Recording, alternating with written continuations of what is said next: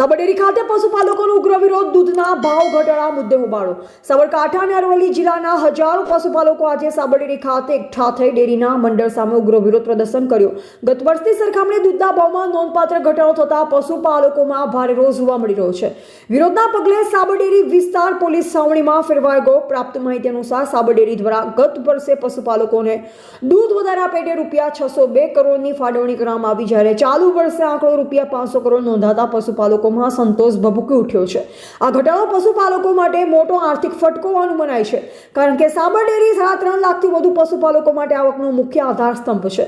પશુપાલકોના જણાવ્યા અનુસાર ગત વર્ષે દૂધ વધારો 17% વધુ ચૂકવાયો, જ્યારે આ વર્ષે તે ઘટી માત્ર 9.75% થયો છે। આ તફાવતને કારણે પશુપાલકોને દૂધ ઉત્પાદન ખર્ચ સામે પૂરતું વળતર મળી રહ્યું નથી, જે કારણે તેમની આર્થિક સ્થિતિ કથળી રહી છે।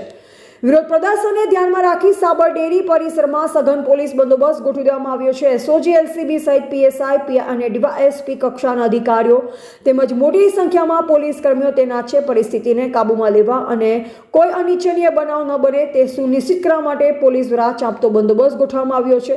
પશુપાલકોની મુખ્ય માંગણી છે કે દૂધના ભાવમાં થયેલ ઘટાડો પાછો ખેંચવામાં આવે અને ગત વર્ષની જેમ જ યોગ્ય વળતર ચૂકવવામાં આવે। આ મુદ્દે ડેરી મંડળ અને પશુપાલકો વચ્ચે સમાધાન ક્યારે થશે તે જોવું રહ્યું। એવા રાજકમલસિંહ પરમાર, ભારત દેશ સ્મિતા, સાબરકાંઠા।